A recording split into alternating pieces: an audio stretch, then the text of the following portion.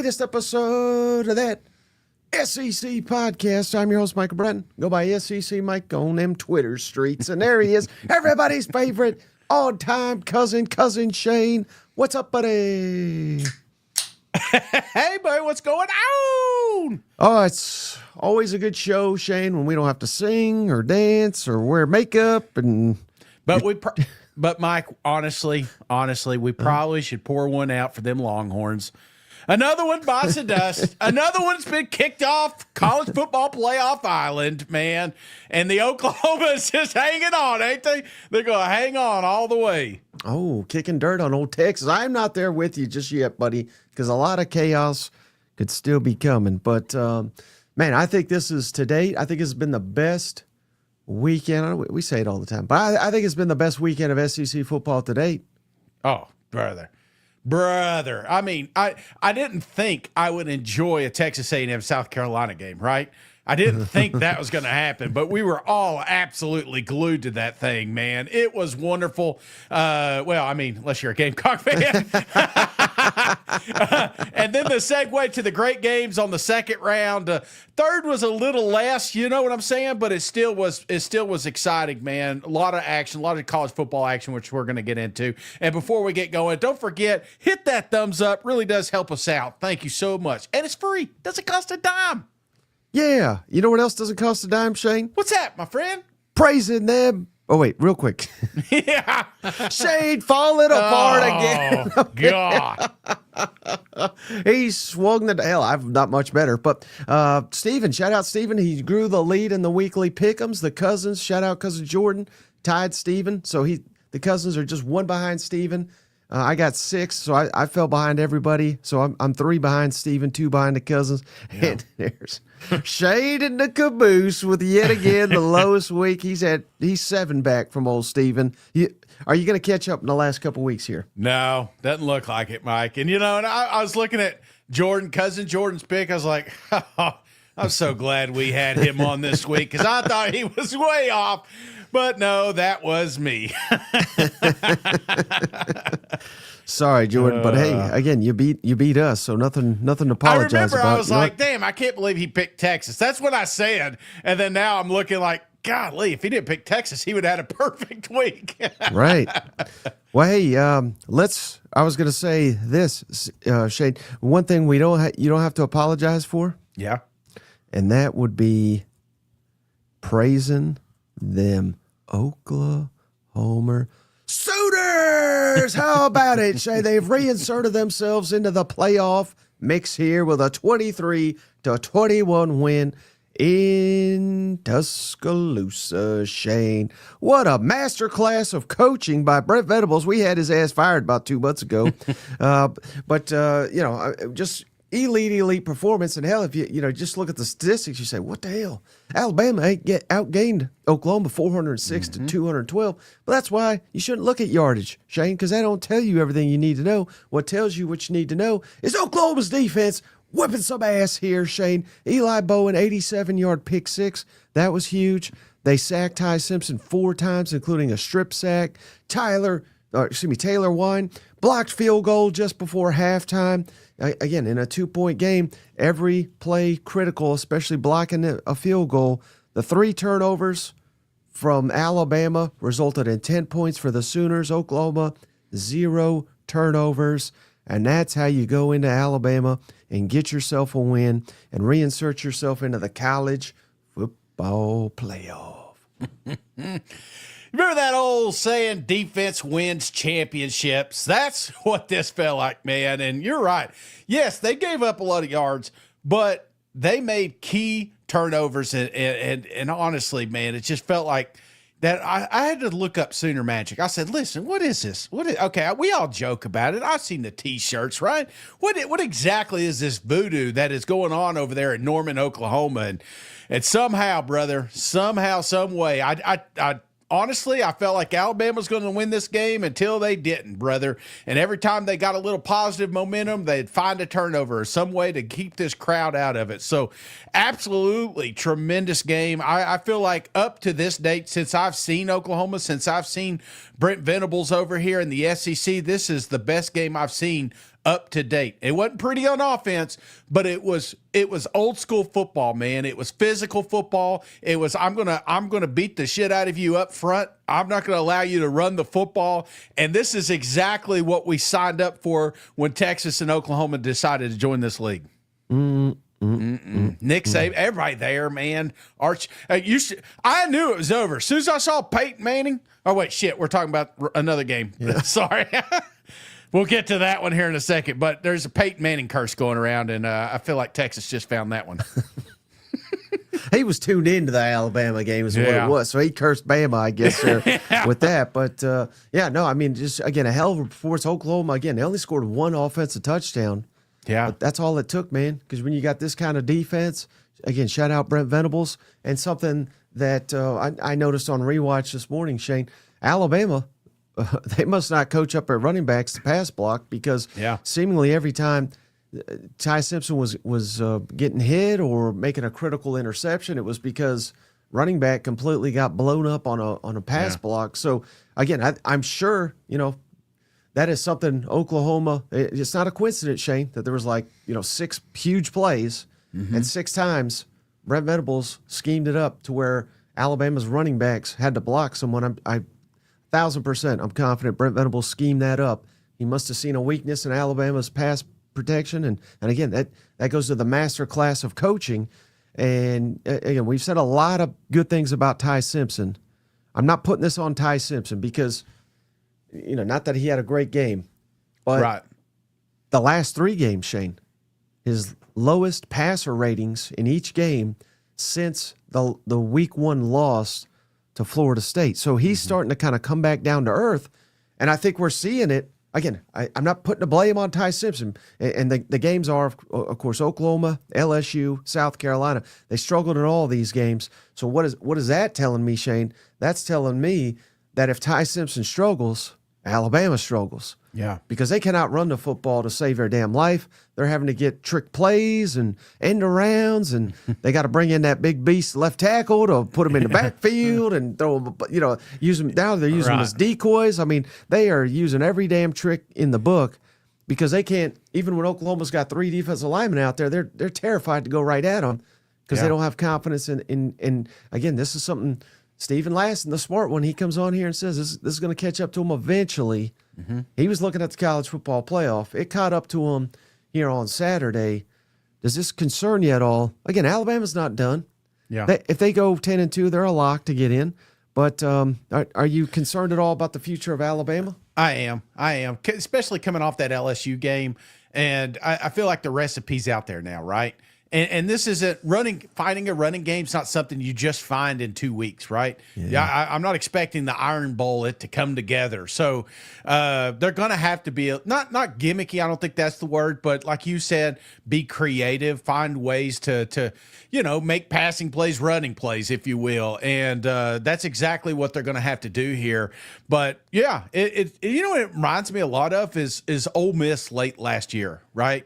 When we got a defensive lineman in the backfield because that was the only form of running that we could get on short down situations. And that still blows my mind. I mean, honestly, when I think of Alabama, I think of big offensive line. I think about really good defense and running backs, and I mean, look at King Henry, Mark Ingram, all these guys that came through here. And now I feel like the talent's there, but this offensive line isn't creating enough push up front to have those. And if it's all put on Ty, we see what happens, man. These guys are pinning their ears back. He's running for his life and he's going to make mistakes. Yeah.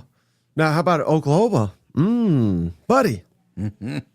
After that Ole Miss, it was like, ooh, I mean, they were not just us, Shay. They were. I saw the threads. Yeah, I love going to Sooner Scoop when win or lose. I like to see what the fans are saying. Right? Yes. Get his ass out of here. When are we going to get serious about football? We can't compete in the SEC. They were saying it, not us. Yeah, we were saying it too. But now that they're 8-2, now that they got ultimate trap game coming up here, Shane, with Missouri. But we'll have all week to talk about that. But thoughts on Oklahoma, now with this defense playing out of their mind. And keep in mind, Shane, they didn't even have R. Mason Thomas, arguably their best defensive player. But they're just making play after play. John Mateer didn't make any critical mistakes. Yes. And you know that's all it took to beat one of the best teams, snap the nation's longest home winning streak. I mean, not that we're sitting here guaranteeing it, but after back-to-back road wins, yes, could Oklahoma make a deep run and perhaps even win the national championship if their defense keeps playing like this? Yes. I feel because they didn't even have everybody, right? And and one of the things that I like about it is it's the coaching and it's getting hot at the right time. We're going to talk about a couple other teams here in a minute that are getting hot at the right time, but Oklahoma is one of those. Like it honestly, I go back to the Tennessee game. That one, I was kind of saying, maybe that was a one-off, right? Maybe Tennessee lost that game, but the more I watched, the more I got to pair it with this Alabama matchup on the road. I'm looking at this Oklahoma team as they're a program. If the stars align and if they make less mistakes than the other team, they can find their way on victory lane here. And what's more important here is the last two games are against two teams that are now, one's homeless, one's coachless, and the other one is no longer in the college football playoff run. Yeah. And it's at home, and that place can be violent. They can be loud, and you just cannot take your foot off the gas here. You talk about if they make it, they're going to have to earn it every single Saturday coming up. Man, just what a damn game. You know what? What, brother? What a damn Classic matchup right here. And Bama fans are just like, I don't get it. They got us last year. They get us. Is this the team? Everybody has that team or two that they just like. Tennessee's going down to Florida next week, and Florida can't win a fucking thing. But I'm worried to death because we can't win down there in the swamp. So I wonder if that's starting to go in their minds. Every time they're going to face these guys. Yep, no doubt. Shane, Brett Venables owns the state of Alabama. You know what? Yeah, absolutely. Well, you know who owns the state of Texas? Kirby! Come on, buddy. 35-10. Georgia whips McConaughey's ass here. I'm glad he had a front row seat for this debacle here, Shane, because them dogs took him behind the shed. You're already ready to eliminate Georgia, or excuse me, Texas. I'm not quite ready to go that far, but I get it because this is a 25-point defeat. But again, I think that says more about Georgia than anything. To me, Shane, the critical segment in the game, Georgia had the ball, 4th and 1, 3:19 remaining in the third quarter. The score was 14-10. So we're about to go in the fourth quarter. It was 14-10. Georgia was inside its own 40. They went for it on 4th and 1. Hell of a play call by Mike Bobo here. Gunner hit Josh McCray wide open, got the conversion. They connected Gunner and London Humphreys for a 30-yard touchdown. Soon after, it was 21-10, and that's when massive nutsack Kirby called the successful onside surprise kick. Cash Jones, I didn't realize Cash Jones from Texas, so even sweeter for old Cash. He was the one that got that. Georgia scored right after that, made it 28-10 with 8:53 remaining. That was all she wrote. And Georgia's beaten Texas three times in 15 months, Shane. Yeah. Is there a case to be made that Georgia is the SEC's best team? I mean, they're heating up at the right time. And, buddy, these last couple wins have been pretty damn impressive. Who the hell wants to play this team right now, right? I mean, they are just out there just sucking the soul out of the fan base, Kirby Smart is just I mean, there's one thing about being gutsy, right? And there's another just saying, hey, you know what? Our boys are better than yours, and we got this. You're talking about the fourth down, the onside kick, These are things that I don't think we saw last year, but we're starting to see it now. Like Kirby is getting more confident in this roster, which is a scary place to be because this may be the team. This may be the one that nobody's talking about. It's crazy. We're not talking about Georgia as much as we usually do, right? Especially nationally. Nationally, it's Indy. Oh my God, this quarterback, God gift of football. Ohio State. What are they doing today, right? Pitt. It's like even Texas A&M. We're gonna get to the, oh my gosh, undefeated team in the SEC. But right now, there's a program that is brewing down there in Athens, Georgia, that's been there, that's not afraid to fight anybody, and they're going to do it, man. I mean, I don't know if you got any of Kirby's clips, but he pretty much says it, man. He goes, these boys, they like to hit, and that's what we got to see this weekend. I'm just glad you said that, Shane, because you know what? You want to come to Georgia just to cash a check? Get your ass out of here. Was this a shot at Texas? You be the judge. 29 points in the fourth quarter. What did you think about how the offense finished this game, especially after a third quarter where it was hard to sustain on the drive? Yeah, it's the approach we take. We're gonna dominate and try to win the fourth quarter. It's what we do in practice. It's what we do in the off season. It's what we build our core culture around is being the more physical team. And you have to recruit physical players, and they have to buy into that process. I don't know that a lot of these kids nowadays, they want to check. They don't want the physicality. And if you have the check and no physicality, you end up with nothing. So we're not just getting checks at our place. We're hitting people. Well, not nothing. I mean, you could have a prominent SEC podcast, you know. But hey, no, I mean, again, is he firing shots at Sarkisian in Texas? I don't know. Yeah. But I certainly think it applies, doesn't it, Shane, where Texas is, again, are they super soft? Not necessarily, but it does seem that's to be a huge issue when they play these Dogs and a lot of these marquee games where Texas is not quite as – they don't have that edge that Georgia's got. Yeah, and you know, you're starting to see a little bit of a transition in college football, right? Especially with these younger coaches that are coming in here. And I'm not saying they're softer, but there's some teams that didn't even do physical contact in the offseason, right?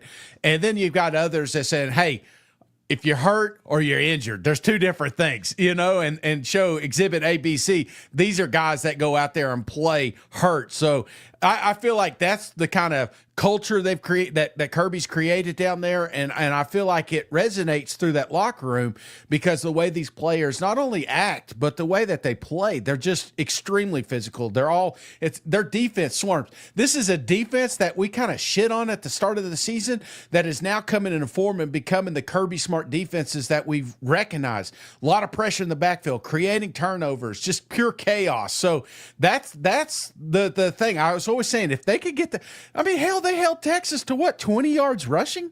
You know what I'm saying? So you do that, you're going to win a lot of football games, Mike. Yeah, and again, last season, we shouldn't really count statistics and things like that necessarily, but I believe in the 3 games that Georgia has played Texas the last 2 years, yeah, Texas has like a combined, I don't know the exact figure, but I think it's like 53 or 55 rushing yards in 3 games. So again, that kind of goes to show the losing the line of scrimmage, not being able to man up here necessarily. And, you know, I didn't even think I didn't think Arch Manning had like a horrible performance by any means. I just think that, the defense was all over him. And shout out Gunner. I mentioned the big plays, but 5 touchdowns. This is like the quietest 5 touchdown performance in the history of football. He's being very efficient. And shout out Mike Bobo, who many a Georgia fan have tried to run this guy off, Shane. It was evident time and time again throughout this game. Texas was very confused, particularly in the secondary. That 4th down call that I mentioned, I mean, there was just time and time again where Bobo would he is obviously seeing something to where if we move this guy in motion, we do this, they're not going to know how to adjust. And shout out Gunner for identifying it. That touchdown I mentioned to London Humphreys, the guys were wide ass open. And Texas is supposed to have a really good secondary, yet it was bust after bust after bust all game long. So shout out the Dogs, like you said. Man, we're about to talk about A&M, but I think we're truly splitting hairs right now. I know A&M's got a better record. Yeah. But on a neutral field, I almost it's like I favor A&M by like 0.1. Does that make sense? Yeah. You know who I favor, Mike. Yay! Mizzou fan number 7 coming through. 20 memberships. Thank you so much, cuz we're going to read those at the end of the show, but I absolutely appreciate it. Hell of a donation, man. Absolutely. I mean, who had more carries? Mizzou fan or Hardy in that last game. So I believe Hardy edged him out slightly here. You know what? Oh, brother. Hey, can I ask you a question, though, real quick? Mm-hmm. Did you, I mean, there was a moment. I mean, we're in the third quarter of this thing, and Texas scores. They're within 4 points, right? Going into the fourth quarter. Did you ever think that Texas could get back into this game? Did that ever cross your mind? Because for me personally, I felt like Georgia owned this game, even though the score was close in the third quarter. And obviously they pulled away in the fourth. But did you think that if they played this game again, neutral site, do you feel like there would be a different result right now? Yeah. I mean, I think that's why Kirby's doing a surprise onside kick. Yeah. Because I don't think there was I think there was a major coaching advantage. I think that's the best way to say it in this matchup, Sarkisian versus Smart, because the rosters are very similar in terms of just overall talent. Hell, you might even say Texas has a better roster. I don't know that that's the case, but again, they're very, very, very similar. Yeah. And then Georgia just dominated. Again, it was that sequence, where the score, it was a 4-point game. Georgia made a couple plays. They push it to 11. They get it onside. Then it's 18. All of a sudden, you got no shot to get back in this ball game. So, yeah, I think that's a credit to Mike Bobo and Kirby Smart, where I just think they dominated Texas coaching-wise. And I'll ask you one more other question about Texas. AP poll comes out. They didn't drop as much as I thought they would have. And I feel like, we saw the percentages. I saw like the AI percentages and whatnot. They still have an opportunity. We're going to get to A&M here in a second. It's probably the best thing that could have happened is A&M not losing a game. Obviously, that's going to be their championship. But let's just devil's advocate here, Mike. If Texas wins that game right now, the way things are going, do you think that's enough to get them into the – or you feel like they still need a little bit of chaos in front of them? They still need chaos. Yeah. They need Notre Dame to lose. They need things. I don't know it all. I don't have all of it in front of me. Yeah. But yeah, it's gonna take some work, I think. But I don't think they're done like you. Yeah. We got a couple weeks of season left to play. You know what? Tim asked, Cousin Shane, do you talk in your sleep? I don't know. I do. Fun fact, I have no idea what I do in my sleep. When I was younger, I did sleepwalk. I don't know if you knew this, Mike, but I was that was the only time I walked was when I was sleeping. But apparently I was pretty good at it. Mom caught me one time halfway down the driveway, and you tell a little kid that, hey, you're walking around in your pajamas, you get a little freaked out. You want to get locked in your room. Of course, they could have been lying to me the whole time. I don't know, because I was sleeping. So, well, speaking of sleepwalking, you know who was sleepwalking in the first half, Shane? A&M! Oh, buddy, this may have been the game of the year. Not if you were a Gamecock, but a game of the year for everybody else, Shane, because A&M wins at 31-30. As predicted at halftime of this show. But hell, I never thought it would happen because Carolina, Shane, led 30-3 at halftime. Carolina had 312 yards of offense. A&M had 132. I mean, they were tripling them nearly. Yeah. A&M had 3 turnovers, I believe multiple in the red zone. It was just a calamity, drop passes. Carolina had 108 rushing yards. A&M had -9. I mean, it was a laugh for Shane Beamer's up there clapping. We're going to whoop our ass. We did it last year. We're going to do it again. And then, Shane, A&M outscored them 28-0 in the second half, of course. A&M 371 yards in the second half. Carolina had 76. A&M had 298 passing yards in the second half. Carolina had 63. Jeez. And Carolina also only had 13 rushing yards. I mean, good night. A&M had 18 first downs in the second half. Carolina had 4. A&M had 9.8 yards per play in the second half, so basically a first down per play. Yeah. 27-point comeback, largest in program history. First team since 2004, Shane, to overcome a 27-point deficit in the Southeastern Conference. Can't kill The Aggies, Shane, you just can't do it. Buddy, is this the team of destiny or what? Brother, it sure does feel like it, don't it? I mean, I always talk about national championship teams, and I feel like you look back at 2 or 3 of these games during those seasons, and you're saying, hey, that one almost got biased, right? That one could have been, I don't want to say the nail in the coffin. Back in the day, it would have, though. You know what I'm saying? When we had the BCS championship, you lose that game, you're out. That's how and there's a lot of good teams that lost those one games. So I just feel like this right here was the moment that Texas A&M, like we were always excited about Elko, right? And what he could bring and what. Actually, I was excited about just Texas A&M in general because I'm like, this is the perfect place. You know, this is no reason that this program cannot be successful. They just got to find a good coach, and they brought some ringers in there that I thought this is the guy. But I feel like today was the moment when we, at that halftime, we said, you know what, we got ourselves a damn football coach. You know, I feel like coming out there, because Elko talked about it coming in. He basically gave you the recipe of what I need to do to get this team right. And if we do that, we'll come out here and win this second half. And by God, they did, brother. They came out here. They got back to trying to establish the rushing game. The defense tightened up. They gave Marcel, there was incredible catches that made Marcel's life a little bit easier. And by God, the fans were ready. And as soon as the fans got into this thing, I was jumping on my book. I was getting my bets in because I knew it was coming, brother. So, of course, the $1 million question, Shane. What the hell did you tell them Aggies at halftime? I'm going to ask the question everybody's going to ask. What did you say at halftime? Yeah, honestly, not much. Like all we talked about was, we have an identity of who we are. If we play to our identity, we're a good football team. If we start thinking that's not who we are, if we start thinking we're something else, if we start trying to play a different way, that's not us. That's not who we are. And we're a blue-collar team. We're a physical team.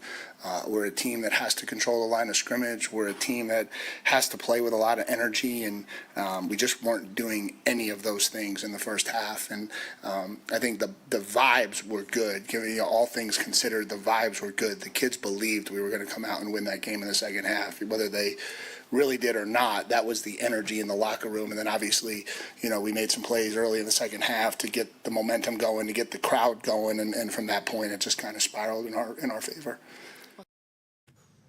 Kept her cool, Shane. That was Yeah, I'm sure he did. How many chairs do you think got smashed at halftime? You know what? That's right, man. I'm sure there was.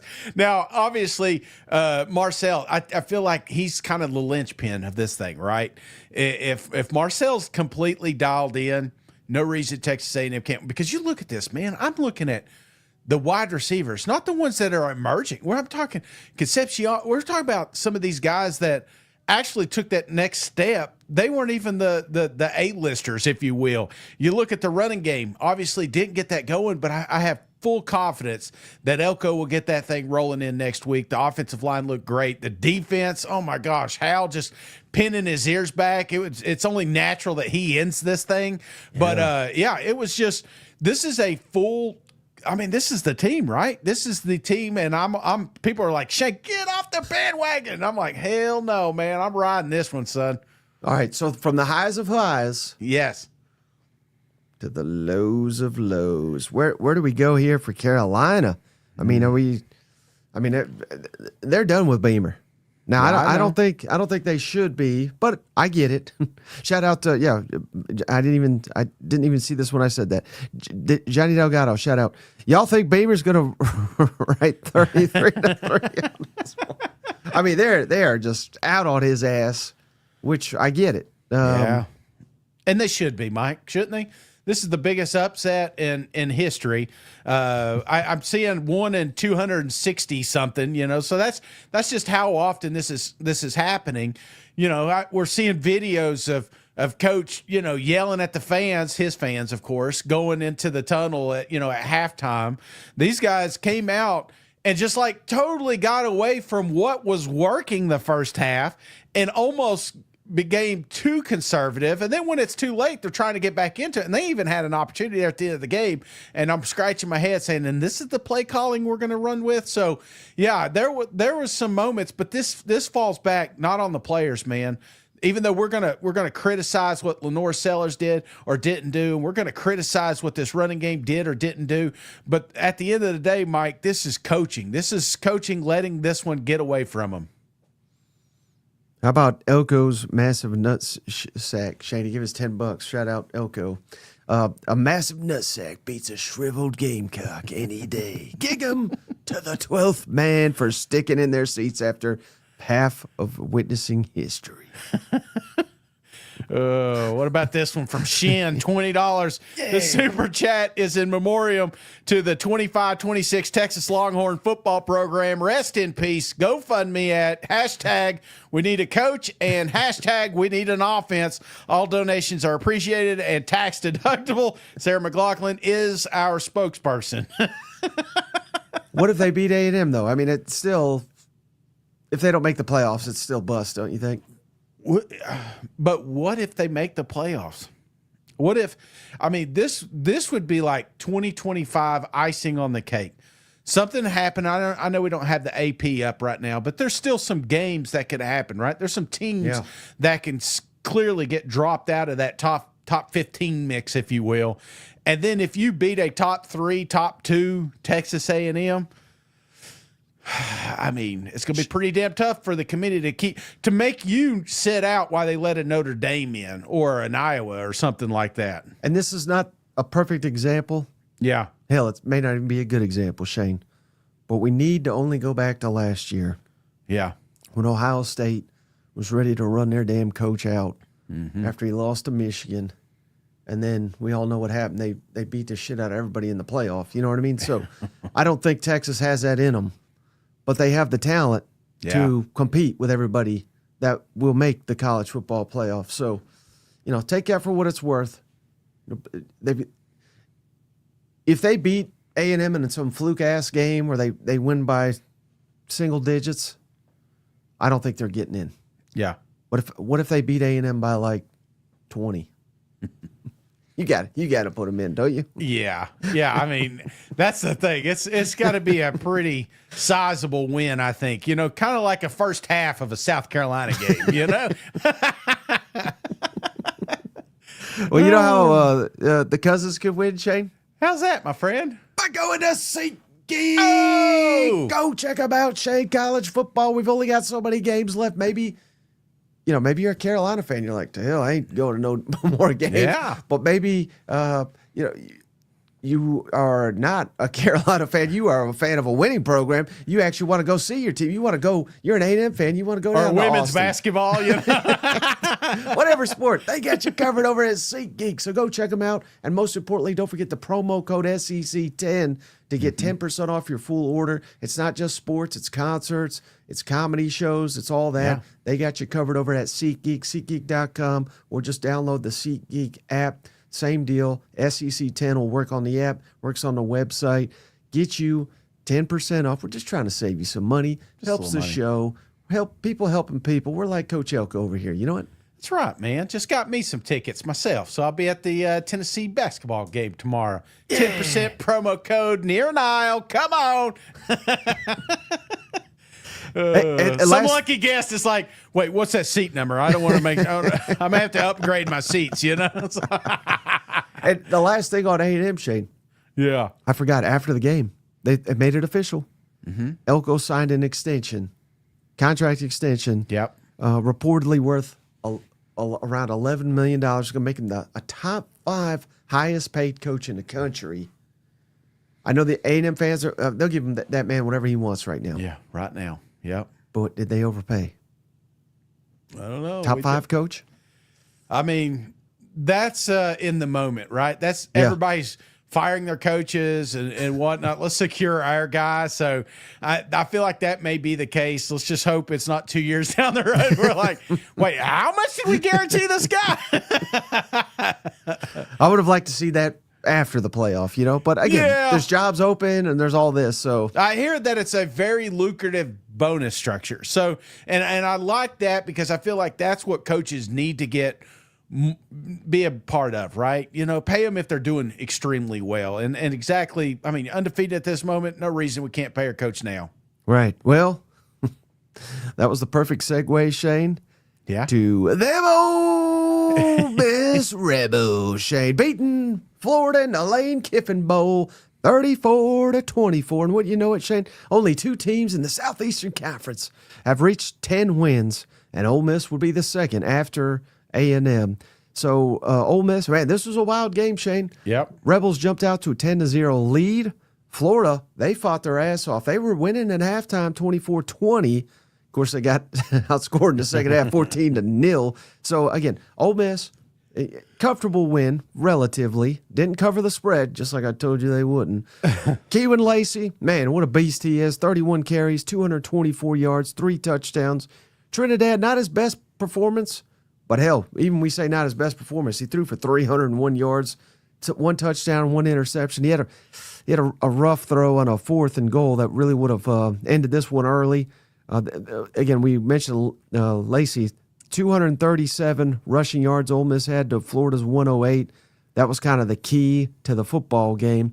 But, man, all the drama, Shane. Mm-hmm. Lane Kiffin, what's he going to do? I mean, I never seen anything like this, Shane. We got the Florida beat people.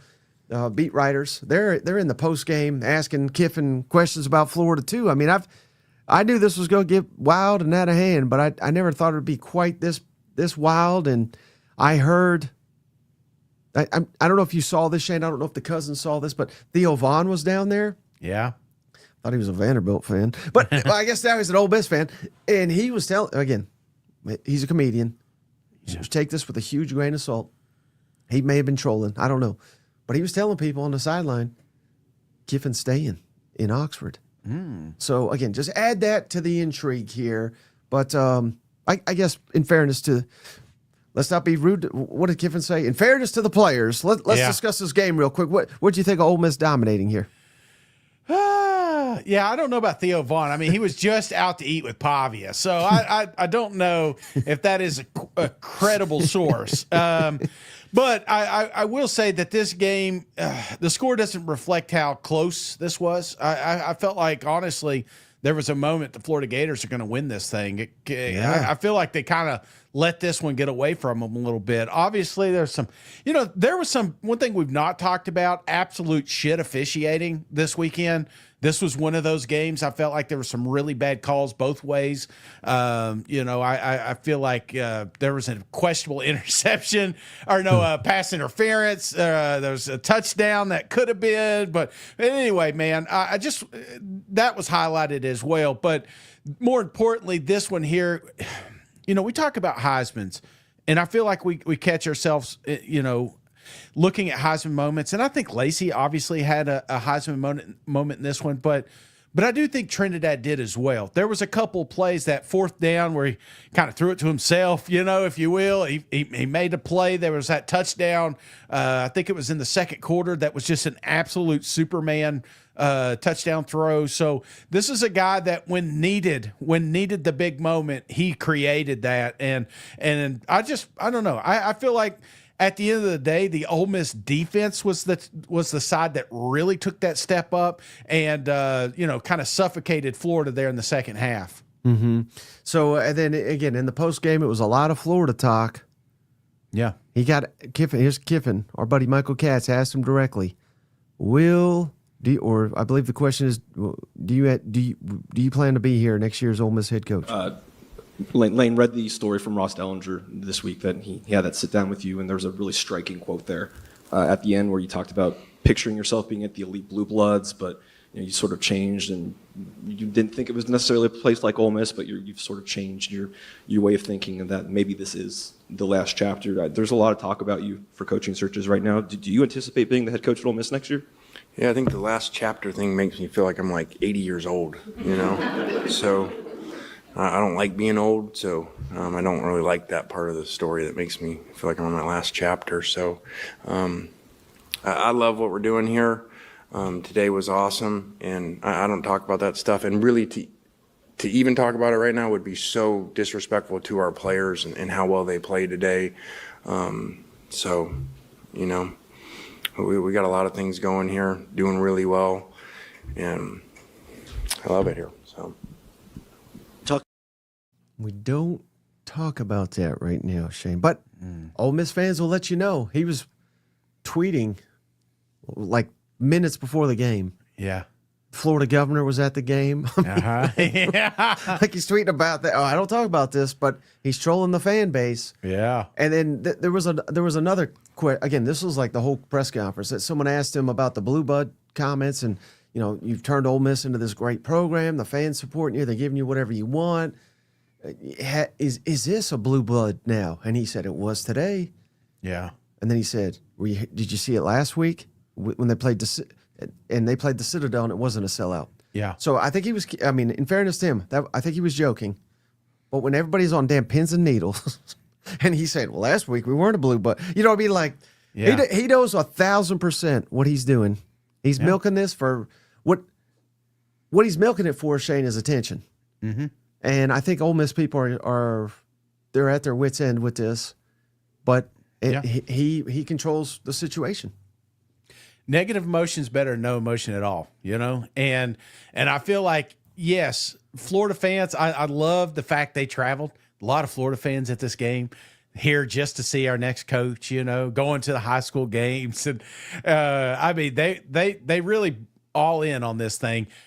And it was a sellout. This is the largest crowd they had since Georgia last year, you know? So, I felt like they did show up. But the problem is, Mike, you know, I've seen games won by crowd noise. You know, I have. They say that it doesn't matter, but it matters when your guys rattled. Look at Marcel. If Texas A&M would have been down by that in Athens or even William Bryce Stadium, no way they would have won that game. No way they would have came back. So I do feel like the fans, you want them, you know, they're in the feed. I see a lot of Ole Miss cousins in here right now, but are they reciprocating that at the games? And because you got to remember where Lane's been. Lane was at Alabama. He was at Tennessee. He travels to Athens in these games. He's seen large, loud, chaotic environments. And I'm not saying that's the only factor, but I feel like he's got a lot on his mind right now. And I do not think that this is a done deal by no means, one way or the other. And now they got a bye week to just simmer on it. You know what? Track that planes this weekend. That's what I was thinking. I was like, this is the weekend. If you're gonna GPS, you're gonna put one of them little Apple things on him, you know, so you know where he's at all the time. This is the weekend to do it. All right. Well, another coach to keep your eye on. It's Eli Drakowitz, Shane. Shout out Missouri beating Mississippi State 49-27. Whoa, this is going to be known as the Ahmad Hardy game. Shane, 25 carries, 300 rushing yards, 3 touchdowns. Missouri averaged 9.4 yards per rush if you take out the sacks, so just true rushes here. Hardy was just the 6th player in SEC history, Shane, to hit 300 rushing yards in a game. It's the second highest total ever for a Missouri Tiger. He's had 7 100-yard games. And man, this was kind of a wild, I don't know if ugly is the right word, but you were talking penalties, turnovers. Yeah. State had 3, Missouri had 2. Shout out the Tiger defense. They had 13 tackles for loss, 5 sacks, 2 interceptions, fumble recovery. Mississippi State got outclassed in this one. And, again, Missouri was fairly one-dimensional. I was hoping to see a lot more of our quarterback Zollers here, see what he could do, but we didn't even need him. He did wisely. They had a situation where they caught Mississippi State offsides. He launched it deep for a touchdown. It was a beautiful pass to our other freshman Donovan there. So, solid performance.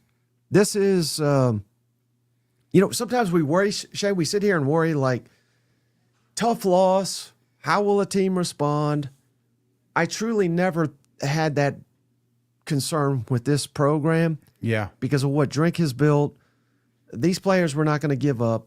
This is the difference between like a Florida that just fired Billy Napier and Missouri that is, again, have they met all the expectations? No, but we're talking literally one of the top 4 winningest programs in the conference the last 3 or 4 years. So I didn't think these players were going to put it in the tank and to come out here and damn near score 50. Yeah. And you were essentially one-dimensional on offense. Now that one dimension was outstanding, but I mean, just I think this was like a culture win, if that makes sense. Yeah, I looked up and I said, why is Hardy still in the game? And they're like, it's 301 yards. I was like, oh, I see what he was doing. I see. Hey, it was senior night, and you could feel that. You know, I do like. There's a few teams that I feel like have a little extra bonding going on, you know, a little extra chemistry, if you will. And I feel like that's why I was a little worried, you know, because if one or two let down, especially captains, what does that do the following week? But I feel like having senior week, the rock game, as Drink likes to call it, I feel like that was at the right moment. And calling it's almost like calling your shot. And remember that old Babe Ruth just kind of taking that bat and pointing at the left wall? You know, that's where I'm taking it. It's like, I've got heart. It's like, I'm going here. You can't stop it. And they couldn't. Oh, Mississippi State could not stop it. And more importantly, Mike, because Hardy's going to steal the headlines, but that defense, man, that defense was all over the place. Not just the interceptions for touchdowns, but I feel like a key one was there was a moment in this game. Mississippi State has got 1st and goal at the 2-yard line, and it results basically in Mizzou having the ball on the other side, you know, after a block, you know. That for me was the defense. There was a little bend, but not break. And when it became those moments that they got to put their feet down, they did that. And shout out to those boys because they don't get enough respect. Right. Now, we're going to give respect to Missouri. We didn't really talk Mississippi State much at all. Yeah. What, man? Is Shapin done? Are we done with Shapin? I'm done with all these. Yeah. I'm done with Levy, to be honest with you. Now, again, maybe he shocks the world and wins the Egg Bowl. Yeah. But I don't know what we're doing here, man. I'm not very optimistic on the future of State. Are you? I'm not. But it's funny because I still think Levy's a great play caller. Right. But big moments, he's a terrible coach. And maybe that comes with time, but there's no such thing as time in the SEC. You gotta know it now. And we're sitting here year 2, and I'm like, do I feel better about the Mississippi State going into year 3? You know, I don't know. It just depends on, I guess, the acquisitions we make in the offseason, mainly around not just the players, but the coaching staff. I feel like there needs to be a few changes in that locker room as well. Mm-hmm. Yeah, I'm down on them, Shane. I'm down on them. Now they got 2 weeks to prepare. Go shock the world, and you win me over. You know what? You know who wins me over every time I see him? In the comment section, Cousin Rick. Giggle Cousins, running late. Have y'all covered the Aggies? Yes, we did. That was in the first half, Rick. We're in the second half right now. Beat the hell out of Sanford. The curb stop Texas, 8-4 next. It's Texas A&M's biggest fan. Cousin Rick, Gig'em, Aggies. Yeah, we pulled a reverse Aggie here. We got you in the first half, so the second half's gonna be all downhill for you, Cousin Rick. But we do appreciate you, brother. Yeah, thank you, cuz. Appreciate it. All right, and then man, speaking of glorious football, Shane.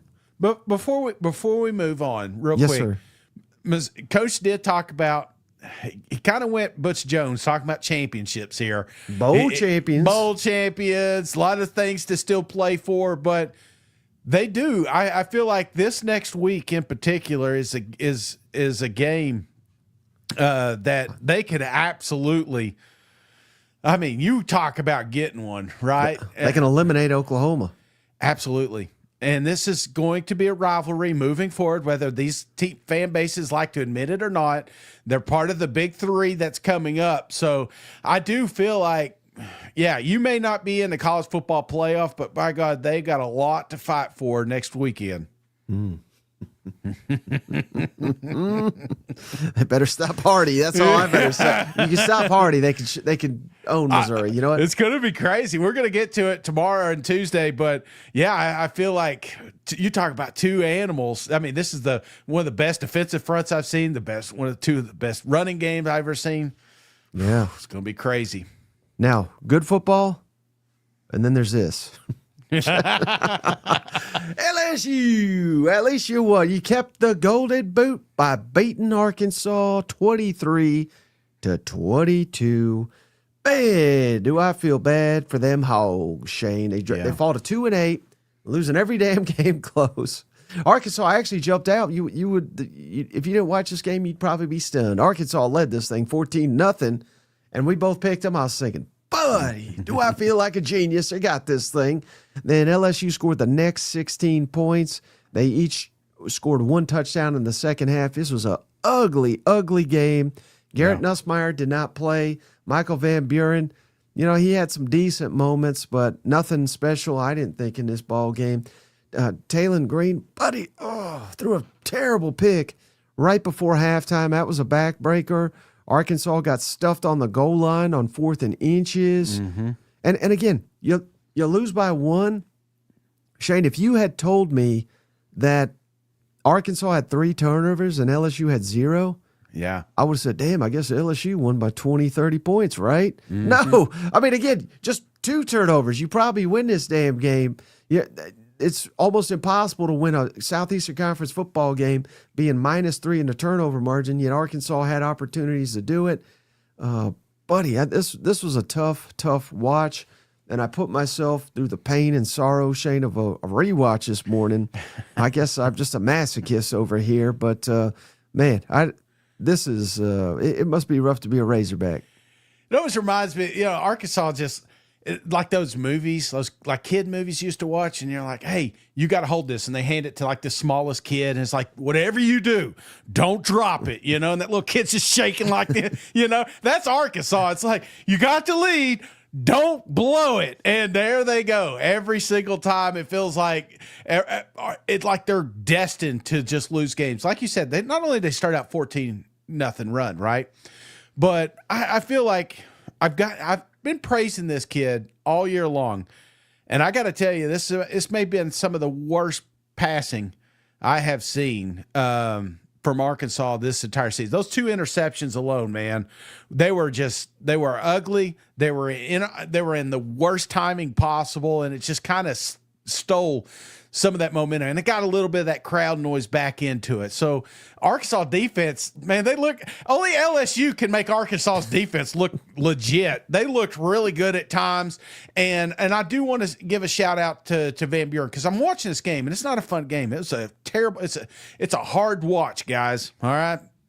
You have trouble sleeping, get up, put this one on your TiVo. Is that still a thing? Yeah. And so when you're watching this game, Mike, I'm watching Van Buren, and I'm saying, you know what? If Nuss would have been back there on that play, he would have been sacked. So statistically, yes, he did not wow you, but there were several moments in this game, but because of his legs and his athleticism, they were able to keep the chains moving and keep away from some of those big negative plays that I felt like Nussmeier would have had in this game. So yeah, I don't know his situation. I don't know if he's going to play anymore, but I feel like Van Buren is going to give this team the best look moving forward until the season's over. Yeah, and we should have said that too, Shane. LSU, interim coach, obviously. Right. Starting quarterback's not there. You get down 14-0. Mm-hmm. Weaker programs. Again, I hate to keep throwing Florida under the bus, but, like last week, Florida just let go of the rope. Yeah. LSU could have easily let go of the rope. Yeah. Early game, you're used to playing at night. You're down 14 to a shitty team. Yet they kept battling. Yeah. So that's a credit to LSU and those players in that locker room. So shout out to them, and shout out Stephen Up. He made an excellent point, Shane. Now he said undefeated. It's not quite, but Arkansas 27 points away from being 9-1. So to throw out the Notre Dame, they got absolutely stumped. But basically the rest, if you can give them 27 more points, I just did the math while you were talking. It's accurate. They'd be 9-1. Wow. No wonder they're so sour right now. Good night. Oh, if you're an Arkansas fan, hit that thumbs up because you're due. I appreciate you doing that. All right, then we had two laughers real quick, Shade. We had Tennessee, Yeah. 42-9. And hell, I mean, if you didn't watch this game, and I wouldn't blame you if you didn't, you tell me, Shane. I didn't even think this was that good of a performance by Tennessee. I thought they'd win by a lot more. They had a lot of the starters in a lot later than I thought they would. Yeah. This was, again, 42-9. I'm not firing Heupel or anything, but this, I was not very impressed overall. I mean, there were plays. I'm not saying they were like awful, but I wasn't very impressed with this win. Were you? No, it's kind of sloppy at times. Obviously, there's some really bad interceptions in this game, and I can't help but think that if this would have been Vanderbilt, we would have lost this game. So Right. Obviously, this can be used as a learning game. This is the ability to not lose and have a bad performance was a little bit of a luxury this week. But you go to the swamp and you play like this, you're going to lose. So this method of football will not work moving forward, but naturally I felt like there would be a little bit of a letdown coming into this thing. So it was a well-placed New Mexico State game, if you will. Yeah, I mean, maybe New Mexico State is awesome. That's where Pavia comes from. Yeah, absolutely. But hey, you know who was impressive? I know the competition was not great, but how about them Kentucky Wildcats? They gave Tennessee Tech her first loss of the season, 42-10.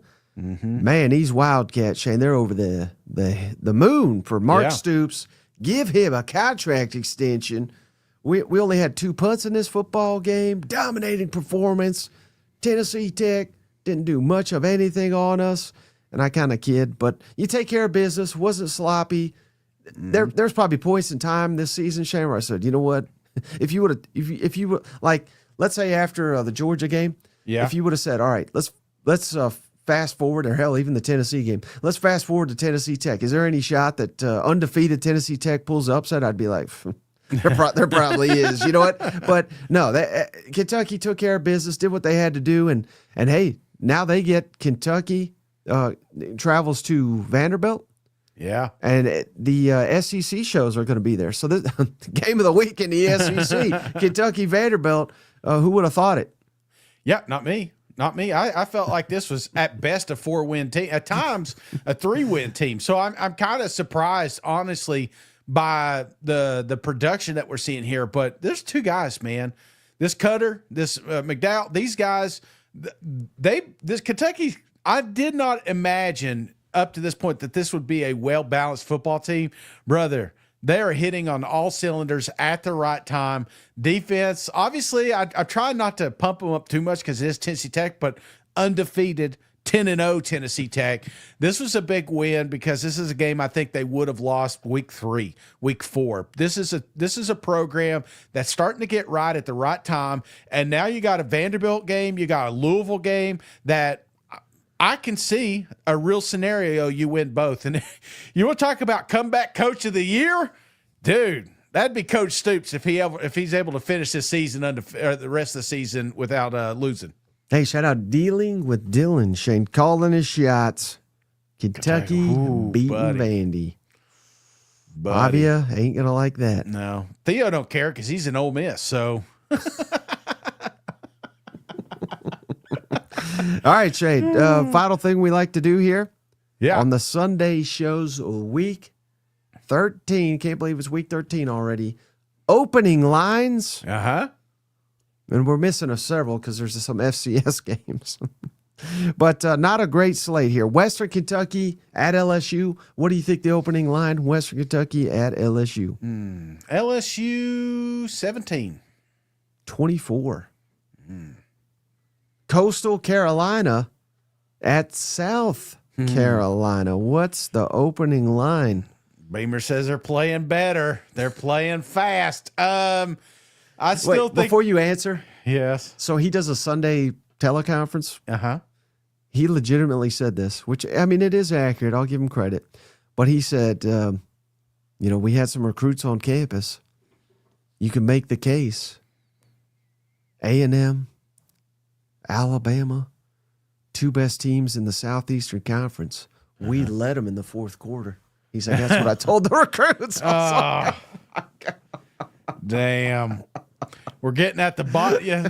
You know, a video game, you got to like give so many credits for this one. Like that's the lowest one you can do is we had them at half. Oh man. I would say on this one, Mike, give me South Carolina 14. 23. Coastal Carolina must not be getting this year. I don't know. Somebody coming back or Charlotte yeah. at Georgia. Georgia 33.5. Not even close. 43. Okay. Arkansas at Texas. Ooh. Give me Texas 11. You're cheating. You What is nailed it? it. 11. Kentucky at Vanderbilt. Kentucky at Vanderbilt. I'd say Vandy 4.5. 9.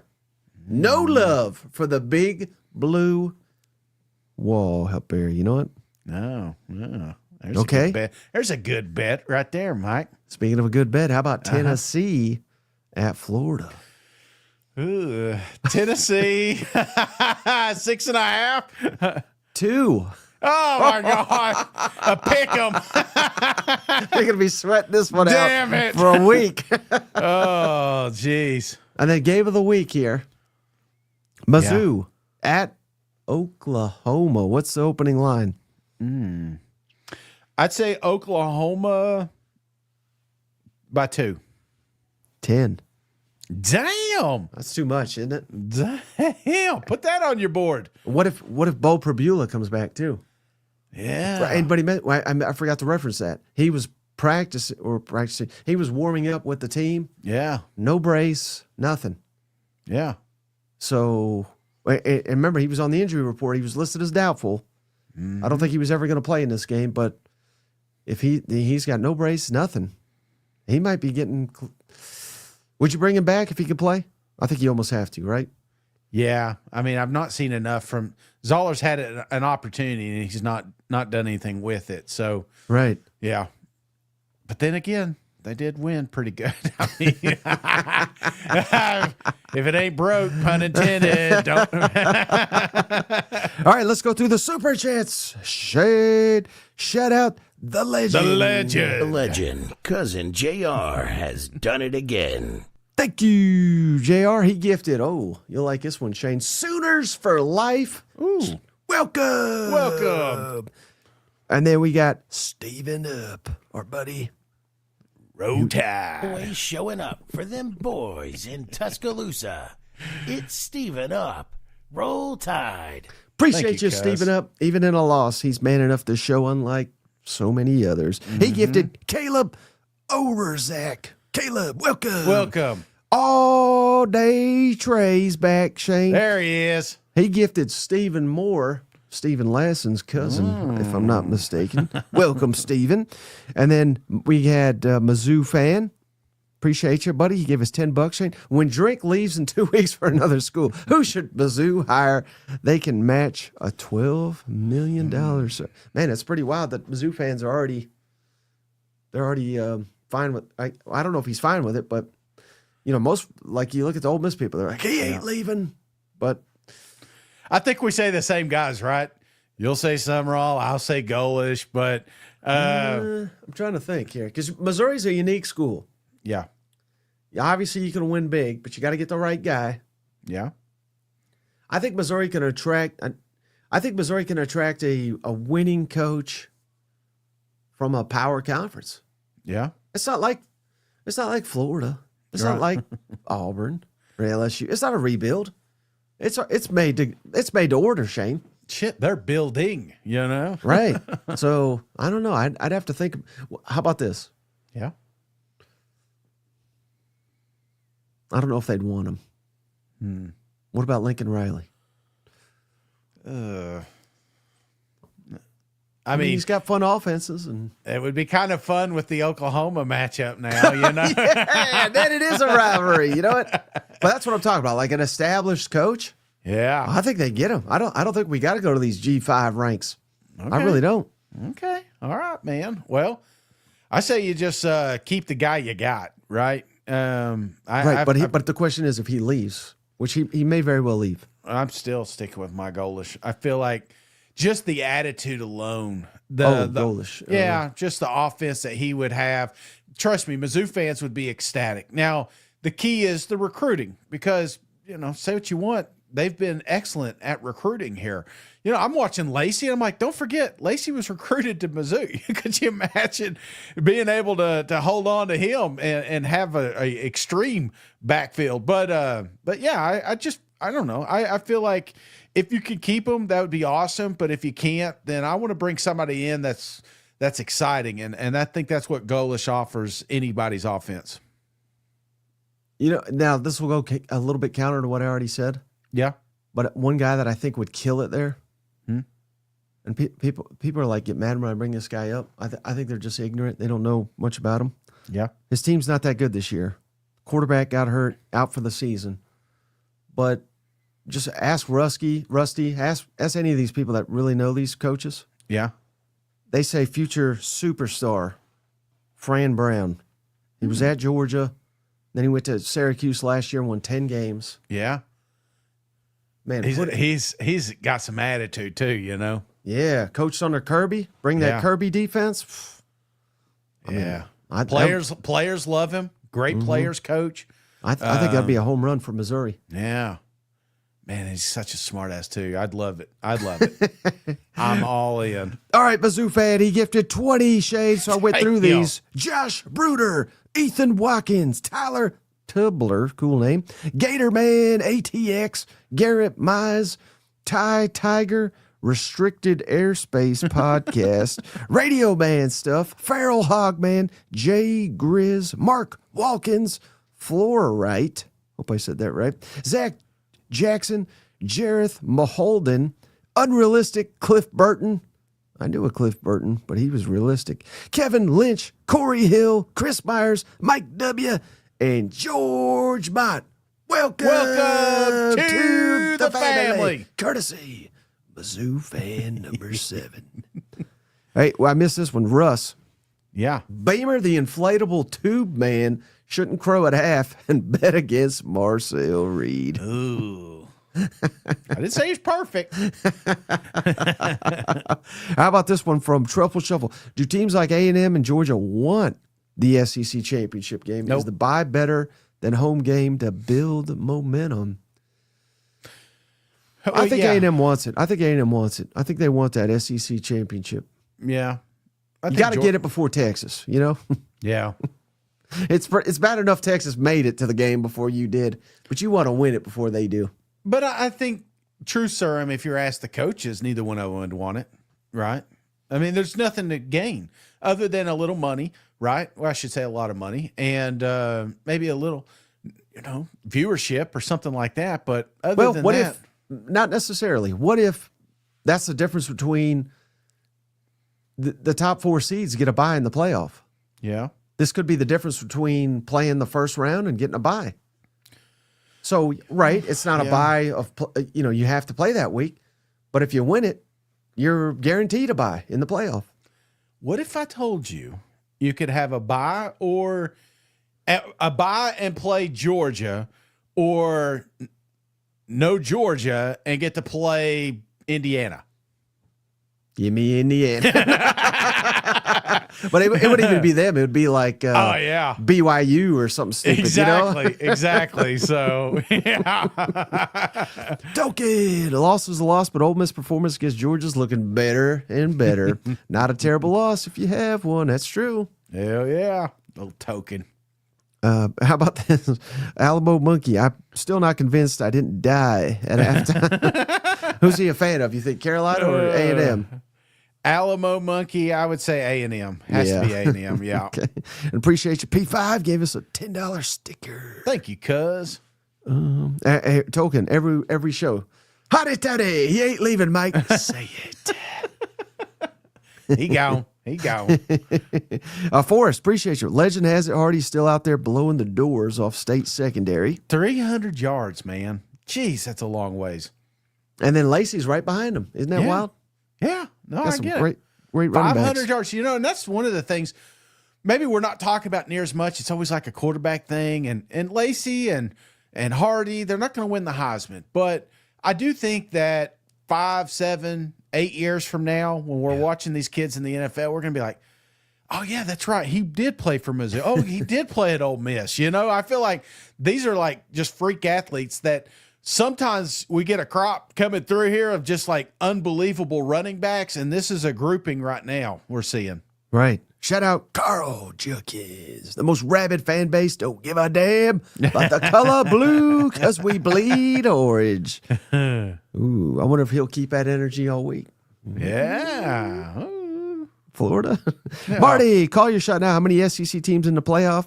Give me 5. I like it. I'd love 6, but 5's good. 8. Sankey. I'm with Sankey here. Serial killer, appreciate you. Florida fans hitting that refreshing on Zillow to check if Kiffin has listed his house. Archie fans checking Jack Daniels sales in Fayetteville and signs that Coach O coming home. I don't think it's going to be Coach O. But No. did we get this one, Shane? Rick, appreciate you. Tough. No. Horns Thank you, choices. cuz. Do you send the Aggies to the SEC championship while the Horns watch, or do you give the Aggies a home playoff while the Horns watch? Tough choices. Fortunately, the Horns won't have much say. Giga! Appreciate you, Rick. Yeah, they've already moved on to basketball, Mike.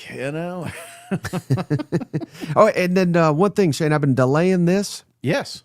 because I wanted to give a shout out. I like to do the Sunday show where we typically have the largest audience here. Yeah. But shout out the legend JP. He gave us a roundup, Shane. Oh, For yes. top donors in October. Top fan bases. A&M, of course, Shane, because they're on this damn historic run. Shout out Cousin Rick. He's been our top donator here. Thank you, Rick. LSU number 2, shout out Rolls Royce for all Rolls-Royce. his donations. Mizzou fan number 7, shout out. He was our Mizzou you, number cuz. 3. Bama number 4, shout out Steven Up. Georgia Thank you, cuz. number 5, all day Trey. All day. Tennessee 6, shout out Crazy Carl Judkins. Hopefully the love you, life's Judkins. going well for you.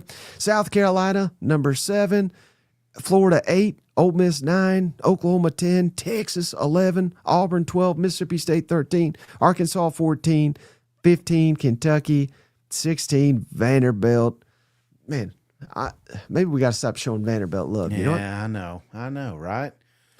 Theo don't he likes all SEC teams. Why can't he come on here and do one little donation, And then, oh man, JP's done it a step further. Yeah. He's broken it down by how many memberships per user. Yeah. Rolls Royce gifted in October, Shane. Yeah. 142 Jesus. memberships. Shout Damn. out Rolls Royce. Thank you, Rolls. He And must then- be in the machine. What's it called? Machine room right now. He'll be catching this one up tomorrow. And All Day Trey gifted 59. Damn. Thank you, Trey. JR 45. The legend. Stephen Up 52. The other legend. Mizzou fan number 7 42. Yes, sir. SEC Sean 40. So Thank you. Thank you. good night. That's insanity, isn't it? Thank you guys tremendously. And I thank all the cousins on the feed, that just hit the thumbs up, that share it with their buddy at work or send them a clip, some dumb shit that Shane said. That means a lot, getting the word out there. And we're not over after football, man. We're jumping right back into basketball after this too. So be sure to always stay tuned in and have those notifications on. Yes, sir. Anything else, buddy, before we wrap this one up? Oh, no, I am just, man, it's like, I don't want to go to work now, right? I don't want to, it's like you watch this wonderful weekend, you're like, oh, shit. And we Gotta got get up in YouTube the morning. TV back. It was wonderful. You know what? Absolutely. Well, I want to give a shout out for all the cousins still on. Thank you, JP, for putting this list together as well. Cousin JR, Steven Up, All Day Trey, Russ TH, BKRPR, Dealing with Dylan, Mizzou fan number 7, Truffle Shuffle, Alamo Monkey, P5 Crowdy, Johnny Delgado, Elko's Massive Nutsack, Shin, Tolkien, Cyber Nerd, Carl Junkins, Cousin Rick, Marty Funkhauser, and Serial Killer. Thank you, cousins. Thank you all. Thank you, JP, for putting that list together. Be sure to tune in tomorrow. Smart Guys on. Well, not in the afternoon. It's the unspark guy, Chris Marler. Oh! Oklahoma fans going to want to tune in 3 o'clock Eastern, 2 Central for the Marler Monday Shane. They got it out for blood. He's guaranteeing Oklahoma's going to suck ass week after week, and he's wrong each time. So, hey, maybe I can persuade him to pick Missouri to win. You know what? Yeah.